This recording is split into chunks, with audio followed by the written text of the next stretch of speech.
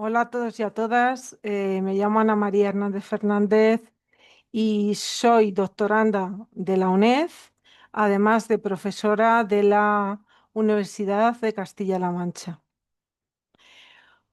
Os voy a presentar un trabajo que estoy realizando sobre los riesgos psicosociales en las entidades sin ánimo de lucro. Voy a pasar a compartir pantalla.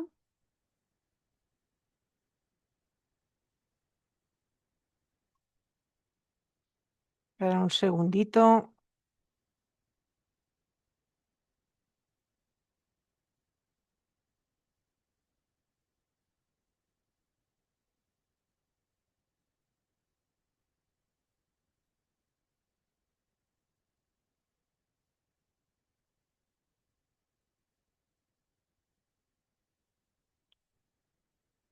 Un momento.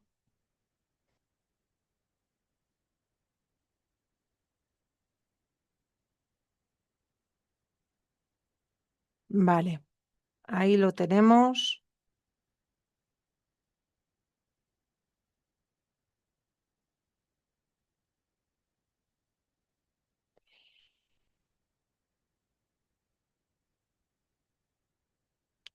Bueno, en primer lugar,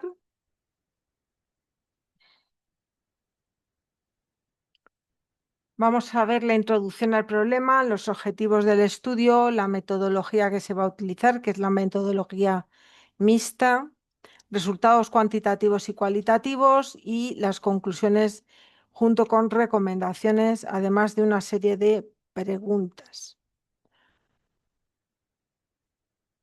La introducción. ¿Qué son los riesgos psicosociales?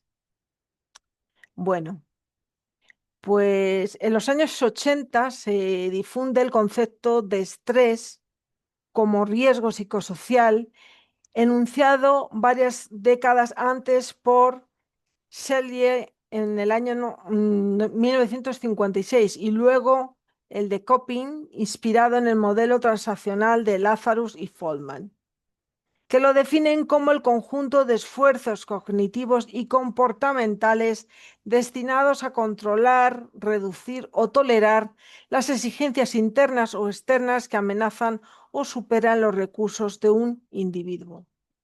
Por lo tanto, los riesgos psicosociales en una organización se refieren a las condiciones laborales que pueden afectar negativamente a la salud mental y física de los trabajadores. Estos riesgos surgen de una deficiente organización y gestión del trabajo, así como de un entorno social negativo en el lugar de trabajo. Algunos de estos riesgos psicosociales son, además del estrés, la violencia laboral, como puede ser el caso del mobbing o del acoso, la carga de trabajo excesiva, la falta de apoyo social y la inseguridad laboral.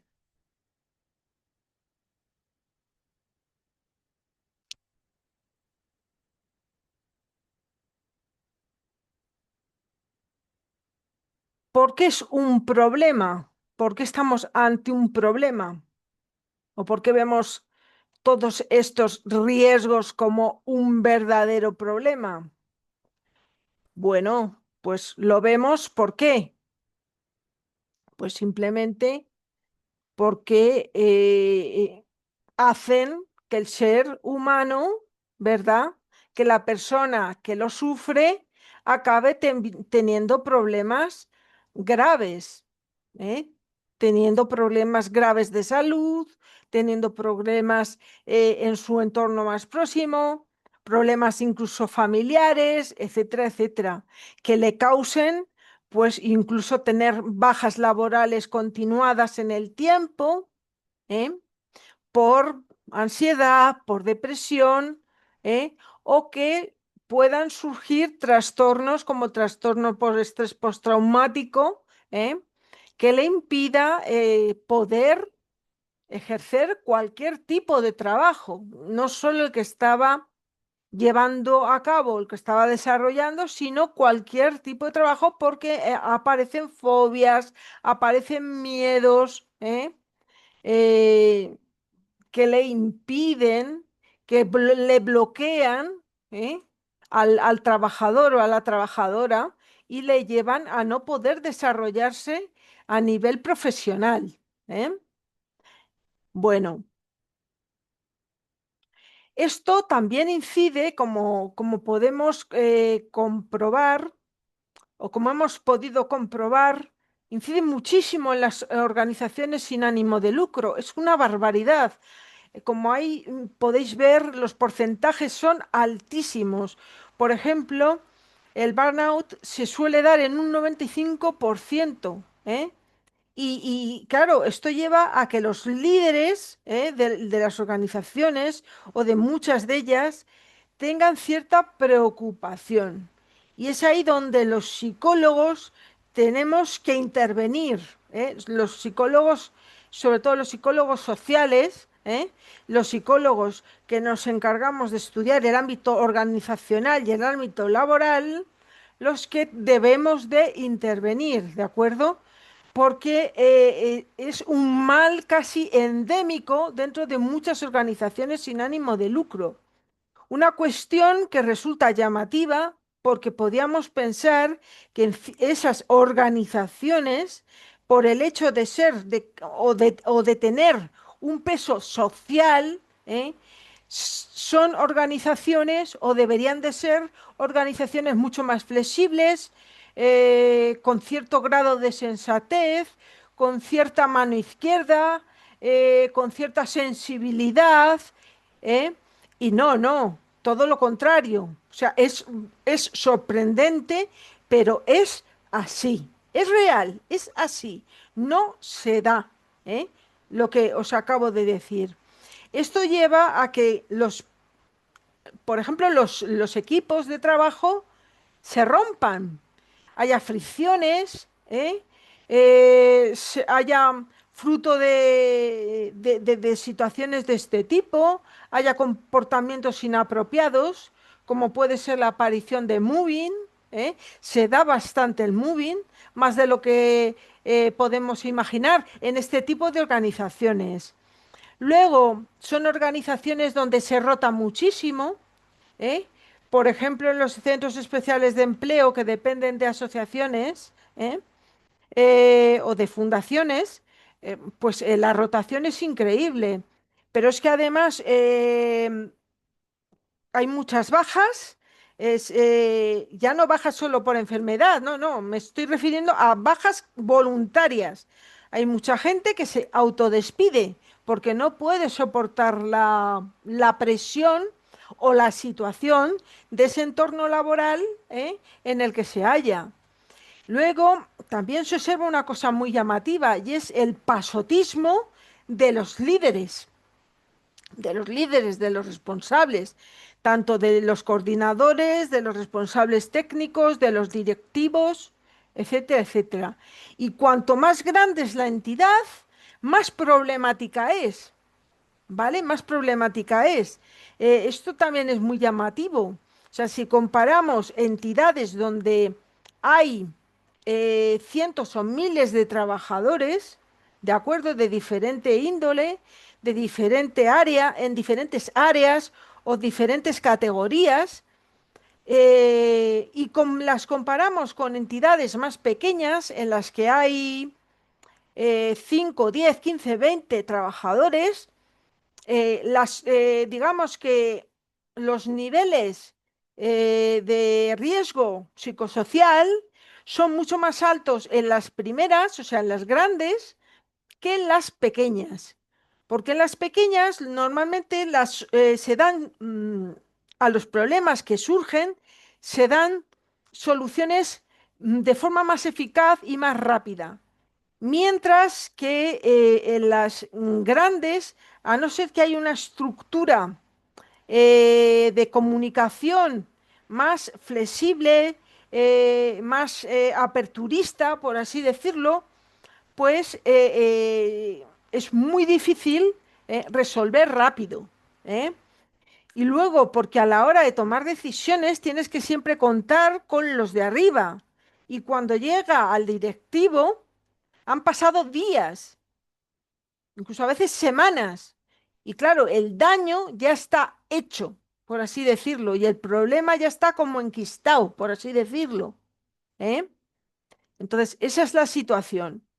Y luego, otra cuestión es que estos riesgos llevan a que la calidad que se da, la calidad del servicio, ya sea una entidad, por ejemplo, que trabaja con personas con discapacidad o que trabaja con mujeres, por ejemplo, con mujeres víctimas de violencia de género, o que trabaja, por ejemplo, con inmigrantes, o que trabaja con personas en situación de pobreza o de cualquier tipo de colectivo vulnerable, pues digamos que empieza a flojear, ¿vale?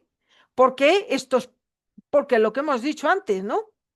Lo que os he explicado, el problema ya está enquistado, ya está dentro de la propia organización y es muy difícil de hacerlo desaparecer. ¿Eh? Se convierte como en una especie de mal endémico. ¿Eh? Bueno, seguimos.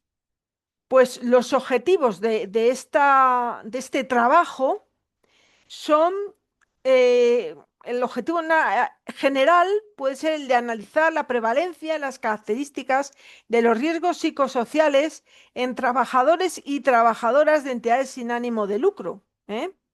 Y luego los específicos, pues tenemos evaluar los niveles de exposición a factores de riesgo psicosocial mediante instrumentos estandarizados, medir la prevalencia del burnout y otros indicadores de salud psicosocial, explorar las percepciones, experiencias y significados que las personas trabajadoras atribuyen a estos riesgos, a través de un enfoque cualitativo y además identificar factores protectores de riesgo específicos del sector, como puede ser el tamaño de la entidad, el tipo de intervención que hacen, tipo de gestión también, el género, la antigüedad, porque también nos damos cuenta que no es lo mismo el liderazgo que lleva a cabo una mujer que el liderazgo que lleva a cabo un hombre. Nos hemos encontrado, pues bueno, con diferentes tipos de liderazgo, ¿eh? Y es distinto, ¿eh? Luego, más cosas. Elaborar recomendaciones prácticas para la prevención y gestión de estos riesgos aceptadas, o sea, adaptadas, perdón, al contexto de de la entidad, ¿no? Con la que estemos trabajando. La metodología, como hemos dicho, es mixta, o sea, en parte se hará cuantitativa con un cuestionario, que se realizará una encuesta, que se pasará a una determinada pues muestra de en torno a unas 500 personas, bueno, que trabajan en diferentes entidades, ¿eh? Eh, el número de entidades, pues será unas 30 entidades, ¿vale? Ya digo que vamos a intentar también comparar, o se va a comparar, mm, vamos, se va a comparar, se ha comparado, mejor dicho, las entidades más grandes con las más pequeñas, ¿eh? Se les va a pasar también el cuestionario en sí, es el cuestionario psicosocial de Copenhague, ¿vale? Que es válido completamente en España, ha sido validado por el Instituto Sindical del Trabajo, Ambiente y Salud, el ISTAS. ¿Y por qué lo utilizamos? Porque evalúa 20 dimensiones que son agrupadas en exigencias psicológicas, control, apoyo social, compensaciones y capital social.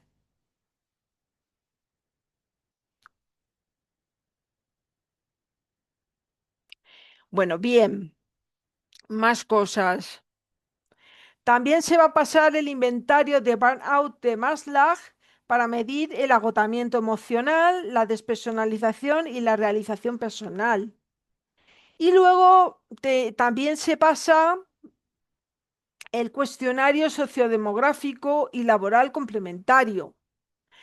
Eh, a continuación, lo que se hace es un análisis de carácter descriptivo Se van a calcular medias, se van a calcular porcentajes, se van frecuencias, etcétera.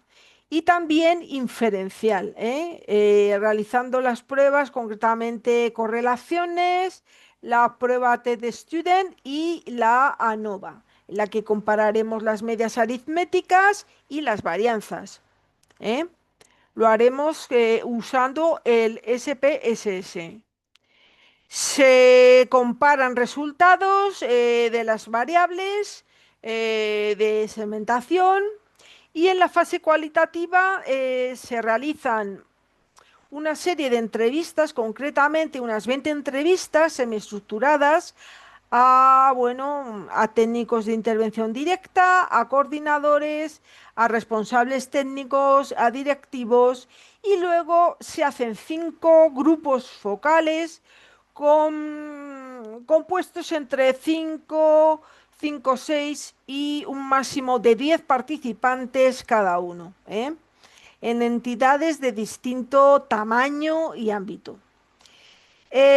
Bueno, se va a usar el Atlas T para trabajar lo cualitativo y se realiza una triangulación de datos entre fases cuantitativa y cualitativa para enriquecer pues todo lo que lleva consigo la interpretación de los mismos. Los aspectos éticos del estudio, podemos decir que obviamente hemos tenido que contar con una aprobación previa, tanto pues bueno, de los entrevistados como incluso pues de sus jefes o de los jefes de las respectivas organizaciones. Incluso pues a veces se ha tenido que pues hablar con miembros de juntas directivas, etcétera, ¿no? Bueno, y se les ha hecho firmar un documento, en el que dan su consentimiento, ¿no? Lo que se llama un consentimiento informado, ¿vale? Con respecto a los resultados obtenidos, los niveles de exposición, eh, los niveles de exposición a nivel cuantitativo, podemos decir que el ritmo de trabajo en general, casi de un 90% es desfavorable, como ahí vemos. Luego tenemos las exigencias emocionales, suelen ser bastante altas, porque normalmente la gente en el sector social se implica bastante. Entonces, en torno a un 80%, ¿vale? Luego, la doble presencia con respecto al trabajo y a la familia, pues de casi un 44%. O sea, lo que significa que muchos de ellos, pues de cada 10, 4 o 5 se suelen llevar, o sea, casi la mitad, el trabajo a casa. O sea, los problemas a casa. Y se suele dar mayor impacto en las mujeres que en los varones, ¿vale? Con respecto al burnout, pues hay un agotamiento emocional alto de casi un 40%. Hay una despersonalización más o menos alta de un 25%. Una realización personal baja. Sí que es cierto que muchos de ellos, curiosamente, cuando les preguntas, por ejemplo, su nivel de desarrollo, o les preguntas, ¿cómo te ves tú de aquí, por ejemplo, a 5 años, a 6 años? ¿Te ves trabajando en la organización? Hay bastantes que te vienen y te dicen que no porque no tienen demasiadas posibilidades de ascender, porque, bueno, pues sus posibilidades de movilidad dentro de la entidad son bastante pequeñas y a veces incluso nulas. Y bueno, pues también porque los salarios, que también hay que hacer hincapié en esto, el tema en el tercer sector, en los salarios, sobre todo en escalas, pues eso, mm, incluso los titulados de grado medio y grado superior, los que son hoy en día graduados, ¿no? Los graduados, los que tienen un grado, vaya, no tienen salarios demasiado altos. Y si ya encima están trabajando en un centro especial de empleo, pues sus salarios son mucho más bajos incluso que si trabajan pues fuera de los centros especiales de empleo. Y luego, con respecto a las fortalezas, pues eso sí que hay un alto grado de responsabilidad, hay un alto sentido del trabajo y en gran medida es vocacional. O sea, yo diría que de cada 10 personas, 6, 7 como mínimo trabajan en el sector por mera vocación. O sea, les gusta mucho, ¿eh? Les gusta mucho. Lo que pasa es que luego se encuentran pues con problemas, ¿vale? Con respecto a los resultados cualitativos, pues bueno, hemos observado una sobrecarga emocional, fatiga, mucha fatiga por compasión, hay una inestabilidad por dependencia a las subvenciones, subvenciones tanto públicas como privadas, hay un alto compromiso, eso es cierto, y una falta de autocuidado. Muchas entidades no se preocupan, ¿eh?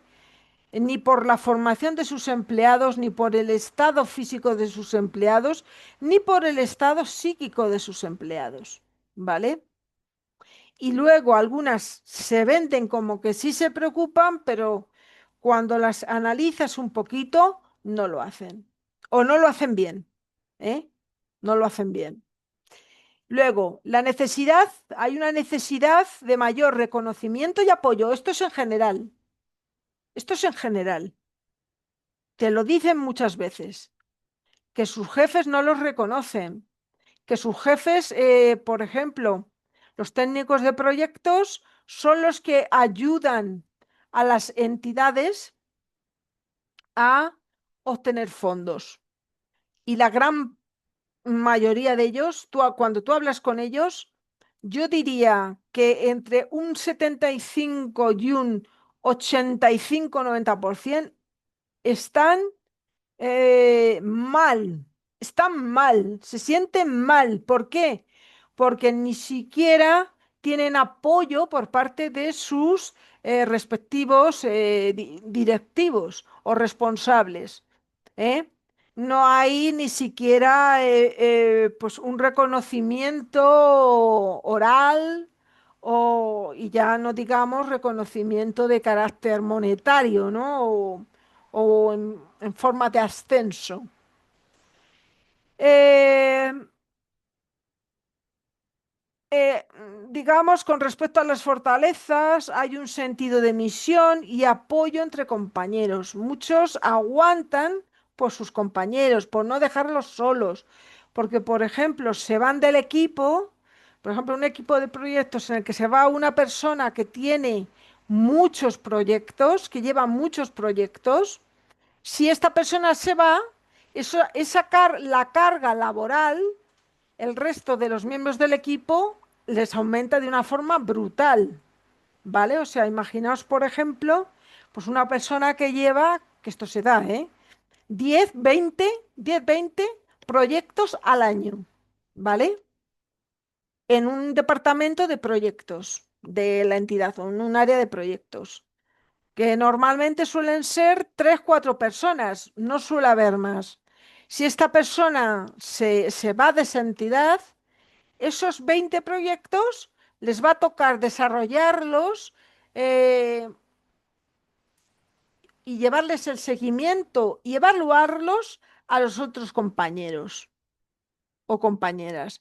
Entonces, por esa responsabilidad que se da ahí bastante, aguantan.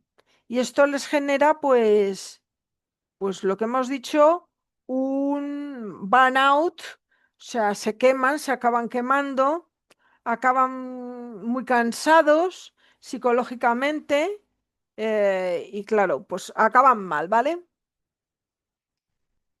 Se intenta integrar los resultados de demanda alta más los recursos insuficientes dan lugar a un riesgo elevado.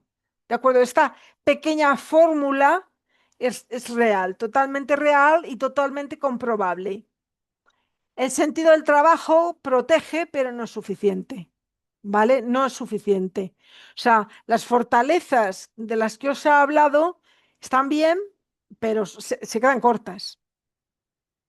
Conclusiones. Hay una elevada exposición a riesgos psicosociales, especialmente los emocionales y los del ritmo de trabajo, que a veces es frenético, es frenético. O sea, no os podéis imaginar, o sea, por ejemplo, el participar al año en 8, 9, 10 convocatorias, en las que a veces se presentan a una misma convocatoria 4 o 5 proyectos, o incluso más.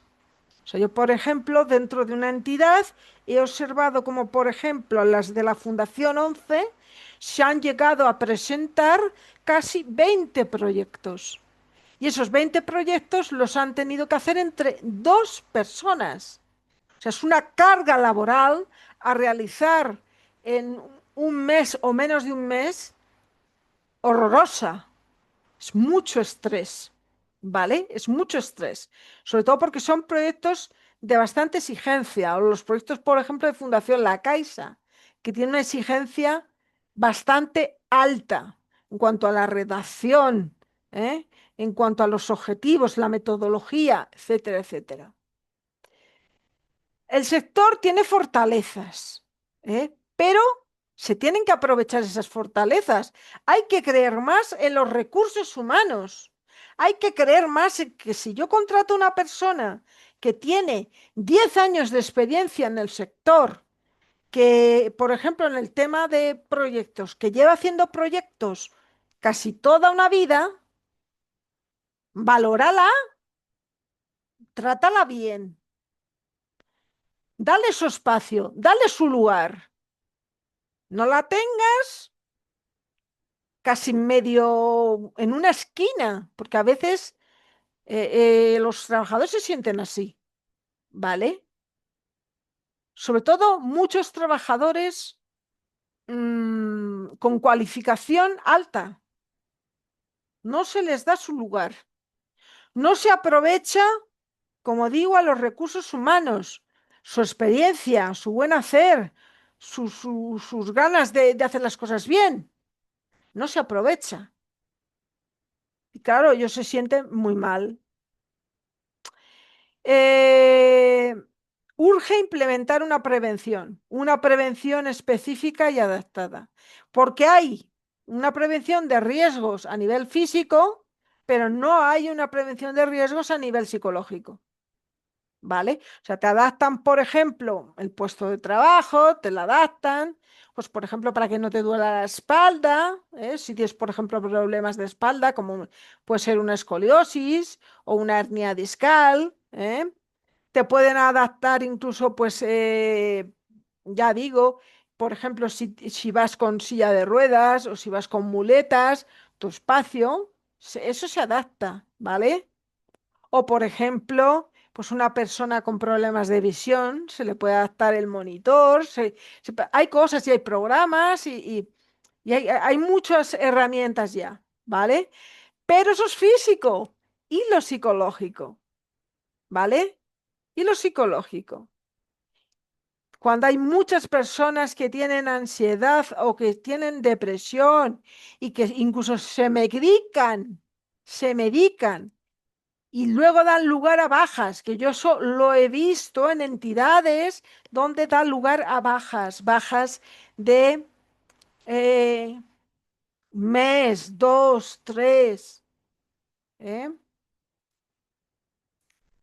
En las que, pues bueno, no se atreven ni siquiera los propios facultativos, los médicos, porque a veces hay riesgos, riesgos incluso de suicidio, ¿eh?